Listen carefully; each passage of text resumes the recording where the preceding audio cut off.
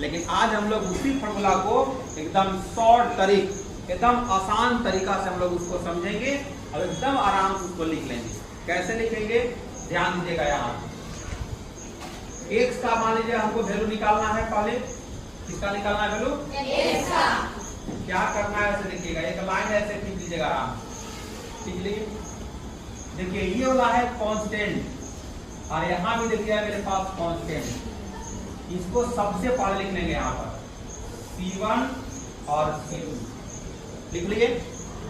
x का value निकाल रहे हैं तो x वाला जो भी यहाँ कोएफिशिएंट रहेगा उसको छोड़ देना है। क्या करना है? x का वैल्यू निकालेंगे, x वाला जो कोएफिशिएंट है उसको छोड़ देना है।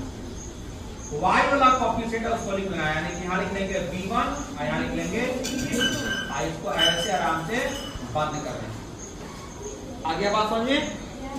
कांस्टेंट वाला काम तो हम लोग लिख चुके थे ऑलरेडी, तो कांस्टेंट वाला को नहीं लिखना। अब x और y वाला कोएफिशिएंट को नीचे लिखना है। यहाँ पे यहाँ लिख लेंगे a1 और यहाँ लिख लेंगे a2। यहाँ लिख लेंगे हम लोग b1, यहाँ लिख लेंगे b2 और इसको भी ऐसे बंद कर देंगे और यहाँ लिख लेंगे हम लोग इक्वल।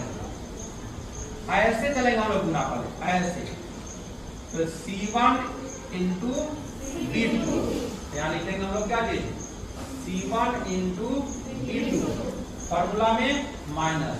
अब नीचे चलेंगे ऐसे c2 इंटू b1 बाई, क्योंकि बाई यहाँ डिवाइड में था कि नहीं।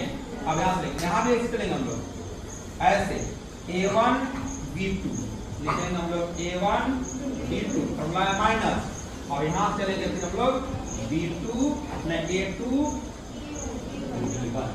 देख लिए, यही आपका फॉर्मूला निकाल के देख लीजिएगा। आसान नहीं है? एकदम आसान है, ये रटना नहीं है, एकदम ये समझ जाना है। उसी प्रकार मान लीजिए हमको क्या करना है, y का वैल्यू लिखना होगा। तब कैसे लिखेंगे? आराम से ऐसे लाइन ऐसे भी बना लीजिएगा। अब क्या करना है, y का वैल्यू निकालना है, तो y के कोएफिशिएंट के जगह पर अब हमको लिखना होगा कांस्टेंट वाला। तो यहाँ लिख लेंगे हम लोग, यहाँ लिख लेंगे c1 और लिख लेंगे यहाँ c। अब y का वैल्यू निकालना है तो y के कोएफिशिएंट को छोड़ देंगे, x वाला को लिखेंगे। यहाँ क्या लिखा हुआ है a1 a2।